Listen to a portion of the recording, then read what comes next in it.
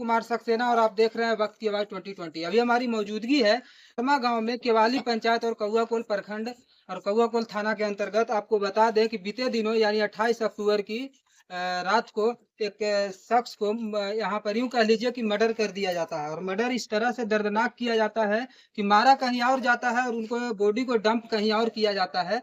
और इस पर पूरी यहाँ पे आप देख सकते हैं लगभग सैकड़ों के लोगों में भीड़ है। आपको बता दें कि यहाँ मैं बारी बारी से बात करने का प्रयास करूंगा और साथ ही साथ मैं आपको बताने का भी प्रयास करूंगा कि आखिरकार वो कि किस वजह और किस कारण बस उन पर अटैक किया गया। और सबसे पहले यहाँ कुछ ग्रामीण हमें उनसे जानने का प्रयास आपको हम बता दें कि इस घटना को बतलाने वाले बहुत से लोग थे। भैया हम कुछ जी देखे हैं नहीं। जी, आप कौन हुए उनका? हमरा हमरा महिला भाई है। महिला भाई है जी जी। ये बताइए उनका किसी से विवाद चल रहा था, कोई ऐसा आसपास घटना घट रहा था जिसकी वजह से उन पर अटैक किया गया? विवाद नहीं था। जी एकाएक रोज जाता था केवाली जी और वहीं से इसका घटना हुआ है। जी। अच्छा, ये बताइए प्रशासन के द्वारा जो आपने सूचना दिया उसके बाद क्या एक्शन लिया गया है प्रशासन के द्वारा? प्रशासन तो आया तो जांच कह रहे हैं कि जांच पड़ताल करेंगे। जी। क्या लगता है इसमें कौन कौन से शख्स हैं जो शामिल हो सकते हैं? आप एक आदमी इसमें आओ, दो लड़का था वो मौजूद है, वो अभी बोल नहीं रहा है। जी हॉस्पिटल में जी। वो बच रहा है। कौन कौन किन किन पर अटैक किया गया था पहले ये बताइए। दो आदमी पर। कौन कौन, नाम क्या था उनका? एगो दरोगा रही जो डेट किया। जी जी, आपका भाई थे? जी वो बाढ़ भी थे सर? जी जी बाद में जी। और एगो कुंदन कुमार नाम। कै नंबर वार्ड है? कितने नंबर वार्ड है वो? 4 नंबर। 6 नंबर है। अच्छा, ये बताइए कि बाढ़ बाढ़ अगर उन पर हमला हुआ है तो कहीं ना कहीं राजनीतिक दृष्टिकोण से भी इसका असर पड़ेगा। और इसमें मुख्य मुख्य आरोपी जो हैं मुखिया प्रतिनिधि हो गए हैं चाहे और जो चुने हुए प्रतिनिधि हैं उनके द्वारा क्या रिएक्शन आया है सर? मुखिया का आश्वासन दिया, आए हैं कभी मिलने के लिए आप लोग जाए हैं? नहीं, जब से ऐसा कांड हुआ मैं दर्शन नहीं दिया। जी। क्या लगता है कि आप लोगों को न्याय मिलेगा? जो क्योंकि दोषी बचना नहीं चाहिए और निर्दोष फंसना नहीं चाहिए। इस मुहिम के साथ प्रशासन और जो बड़े सीनियर अधिकारी हैं वो इस पर काम कर रहे हैं, इस पर क्या कहिएगा? कार्रवाई किया जाए जी, क्योंकि आप लोग मांग करिएगा कि हमारा न्याय मिले और इसी पर आप लोग अड़िग रहिएगा। यहाँ पर तमाम ग्रामीण वासियों हैं। सबसे पहले आपका नाम क्या हुआ सर? पंकज कुमार हुआ जी, आप उनका कौन लगते थे? अब मेरे वो मौसा लगते हैं। मौसा लगते हैं। बताइए इस घटना को अंजाम किसने दिया और क्या लगता है इसमें पहले से कोई आदमी इन्वॉल्व था? मेरे मौसा वार्ड सदस्य थे जी, और वार्ड नंबर 4 के? 6 है, वार्ड नंबर 6 जी, है, 6 के। 6 के।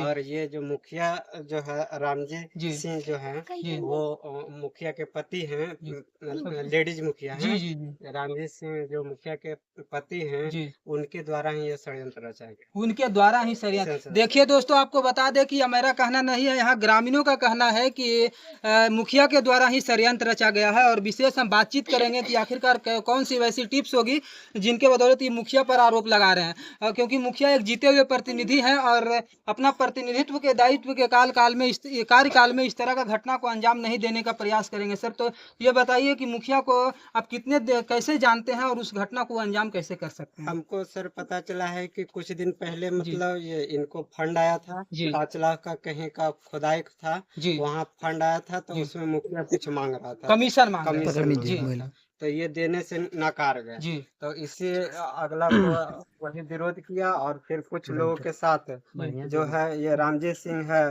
और ये चंदन सिंह है, पप्पू सिंह है और ये धारू जमांझी है, सुनील यादव है और सुरेश यादव है। जी, आपको बता दें मित्रों कि यहाँ पे एक कास्ट के लोग नहीं हैं। आपको बता दें कि 2 से 3 कास्टों के लोग मिले हुए हैं।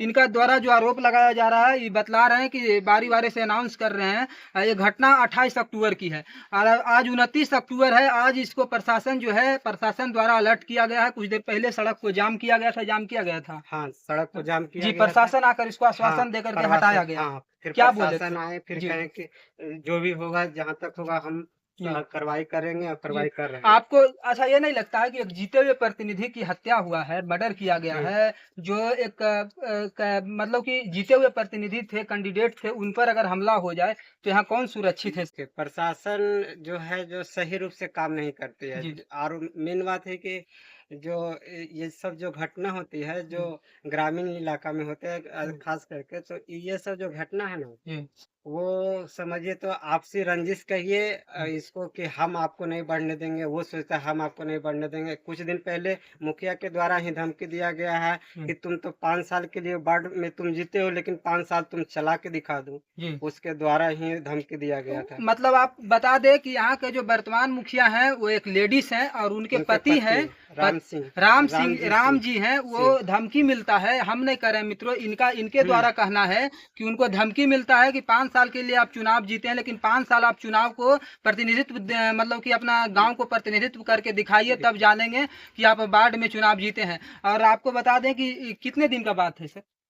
बस 15 दिन का बात है, पहले ये हुआ था। 15 दिन पहले धमकी मिलता है और 15 से 20 दिन बाद यानी 1 महीना के अंदर उनको हत्या कर दिया जाता है। और सर जो धारदार हंसली होता है ना, उससे देखिए मारा गया है। हम आपका ये फोटो भी दिखा सकते हैं, देखिए लाश को अंतिम संस्कार कर दिया गया है। नहीं सर, लाश यहाँ रखा हुआ है, लाश यहाँ रखा हुआ है। देखिए कैसे हंसली से मारा गया है।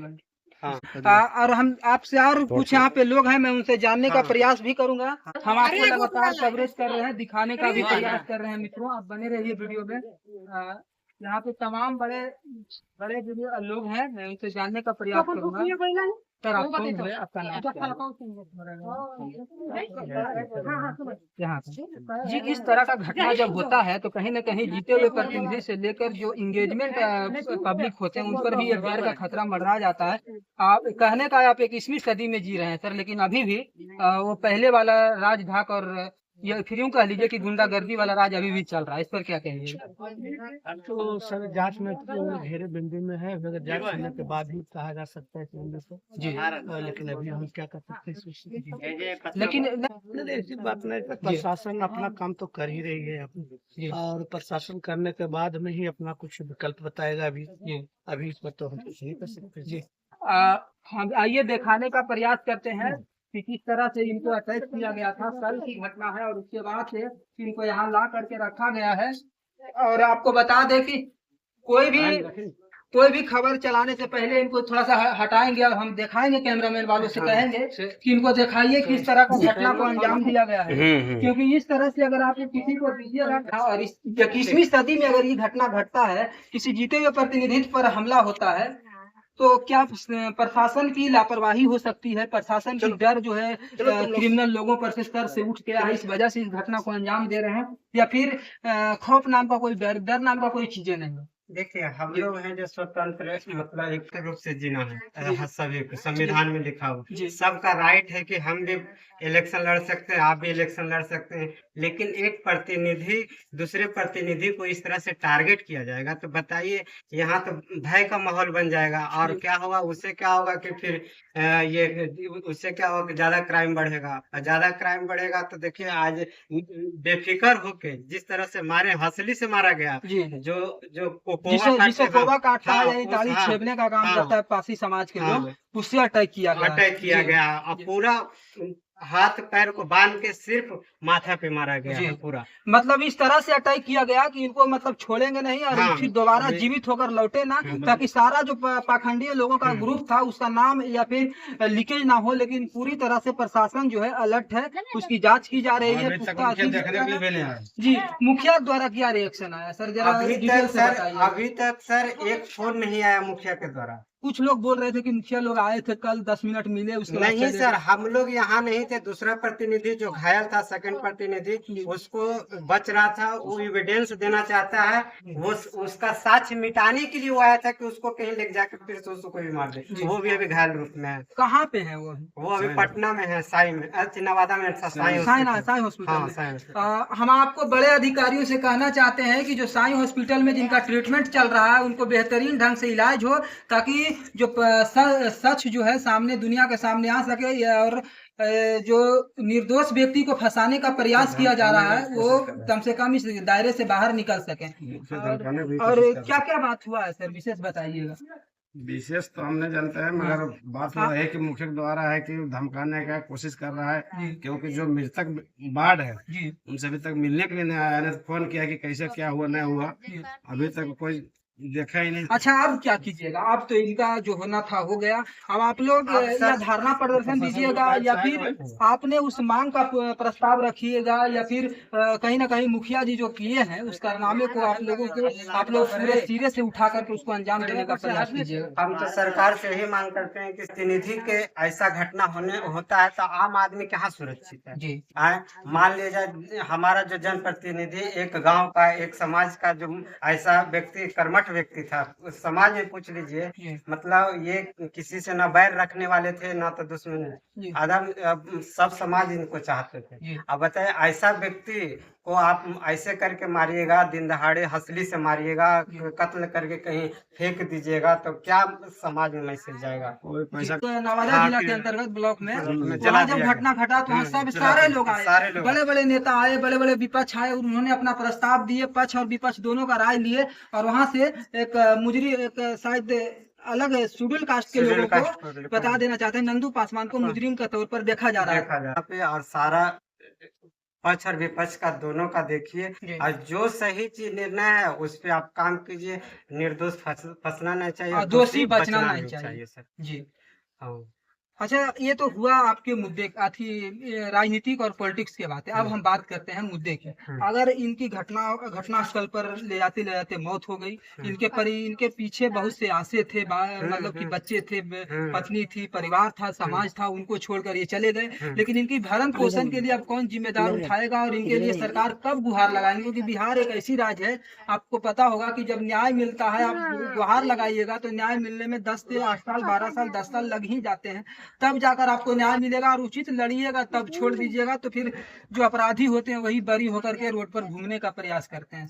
आजकल यही नहीं हो रहा है सर, जैसे कि छोटे कास्ट का क्या होता है, पढ़े लिखे नहीं होते, पैसे से मजबूत नहीं होते, तो बड़े लोग क्या करते हैं, पैसा दे के डरा के धमका के केस जीत जाते हैं और उसी से क्या होता है आज का मनोबल बढ़ रहा है। आज का जो होता है ये अपर क्लास लोग का और नीचे क्लास के लोग का मनोबल गिर जा रहा है, अपर का बढ़ जा रहा है। यही कारण है कि सही से माननीय पुलिस प्रशासन सही से इस चीज पे गहन जांच करे, सही होगा, नहीं तो फिर बढ़ता जाएगा इसी तरह। अच्छा, आप लोग क्या मांग कीजिएगा? क्या सीबीआई जांच होनी चाहिए या फिर इसको स्टॉप करके इस विचार को कहीं भूला, इस घटना को कितने दिन में भुलाइएगा सर? इसका सीबीआई जांच होनी चाहिए कि नहीं? सीधी सवाल है। इसमें सीबीआई जांच होनी चाहिए। एक प्रतिनिधि जा रहे हैं, एक समझिए एक समाज का चेहरा है वो कल मुखिया जी से पूछताछ हुआ है? नहीं, मुखिया जी से कोई पूछताछ नहीं हुआ। मुखिया जी एक बार भी आए हैं ना, तो एक बार फोन किए हैं, कुछ भी नहीं किया। आंकड़ों की लोगों में ग्रामीणों की भीड़ है, यहाँ मैं जानने का प्रयास करूंगा। सबसे पहले प्रतिनिधि को अटैच किया गया है, आप क्या बोलेंगे?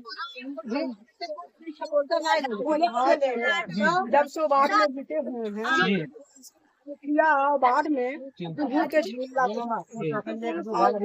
होने के बाद में जब के बाद हमारा भाई से लौटा नहीं लौटा हमारा कॉल पर बोला है, उनकी कॉल डिटेल की जांच होनी चाहिए, मोबाइल को सर्विलेंस पर डालने का प्रयास किया जाए। जिनकी ट्रीटमेंट चल रहा है उनकी तबीयत अभी फिलहाल कैसी है? जो आपको लगता है कि सच का सच और झूठ का पर्दाफाश करने का प्रयास करेंगे, उनकी तबीयत फिलहाल कैसी है? वही बोलते हैं सर कि हमारे भाई को तो मरिए गया जी, हमारे लेकिन आप लोग का यही मांग है, देखिए तमाम लोगों से यही मांग है मित्रों कि दोषी बचना नहीं चाहिए और निर्दोष फंसना नहीं चाहिए। यही मांग के साथ इन लोग जो है तमाम लोग यहाँ पे मौजूद हैं, मैं आपको दिखा देना चाहते हैं। तमाम लोग देख लीजिए, इतना लोगों की भीड़ है और इस तरह के एक बाढ़ की जब जीते हुए प्रतिनिधि पर हमला हो तो कहीं ना कहीं जो बदमाश हैं उनको उनके सर पर से डर नाम का चीज हट गया। नहीं सर, तो हमारे भाई डेट हुआ है तो मुखिया के पर मुखिया 100 मिलके आया, मगर मुखिया हमारे द्वार पर नहीं आया। हम भी गए उसको घर तर, तभी नहीं दर्शन दिया। क्या बोले? कुछ मिलवे नहीं किया। तो हम रोड पर आते जाते रहे मगर हमको कोई दर्शन नहीं दिया। हम मोटरसाइकिल वहाँ लगा हुआ था उसको देख लिए, भाई जहाँ बिगल था वहाँ देख के आए हैं, वहाँ से देख करके आए हैं। हम अपना भाई तर बैठे हैं और हम क्या कहें कैसे, मगर मुखिया हमारे घर क्या विरोधी नहीं आया, मेल मिलाप होकर के काहे नहीं आया। आपको बता दे वार्ड नंबर 6 के वो वार्ड सदस्य थे, उनकी 28 तारीख को देहांत हो जाता है, जिसके बाद मुखिया जी के द्वारा किसी भी तरह का प्रतिक्रियाएं नहीं आती है। और इनकी बहन का मानना है कि मेरे द्वार पर वो आए तक नहीं, हाल चाल या खबर लेने के लिए नहीं आए। नहीं, हम सोच रहे हैं कि मुखिया है तो 16 को वार्ड है तो 16 लेके मुखिया चलता है जी, मगर 16 वार्ड के एक वो मुक्ति हो गया, उसको लिए काहे मुखिया जी हमारे द्वारी पर आया जी।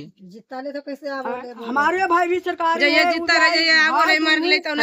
बार अपना सहोदर भाई हुआ जी, तो जो भाई मर गया तो भाई कहाँ देखने आया मुखिया जी? वो दोनों सहोदर भाई थे। नहीं हुआ नहीं, हम भी सरकारी हैं, आप भी सरकारी हैं, तो दोनों सहोदर भाई हो गया। जी जी। तो सहोदर भाई मरा तो कहाँ आया देखने के लिए? जी, ये सवाल तो उठता है, लेकिन मैं ये भी बता दूं कि इस तरह का घटना को अगर अंजाम देंगे तो कहीं ना कहीं इस एरिया के जो थाना इंचार्ज हैं, बड़े बड़े प्रशासन लोग हैं, उनसे मैं विनती करना चाहते हैं कि इसका सटीक जांच हो, और जांच के फौरन बाद जिन जिन लोगों को मतलब कि दोषी हैं उनको तुरंत अरेस्ट करके उनको जेल भेजने का काम कीजिएगा। और एक बार हम आपको बता दे जी, वहाँ भी लगते हैं। इनका पीएमसीएच के दौरान हुआ था, और पीएमसीएच गए तो वहाँ इनको इलाज के दौरान मृत घोषित किया गया। उसके बाद इनकी शव को लाया गया, और अभी हम आपको दिखा रहे थे कुछ देर पहले कि इस घटना को कहीं ना कहीं बड़े देखते रहिए वक्त की आवाज 2020, और मुझे दीजिए इजाजत।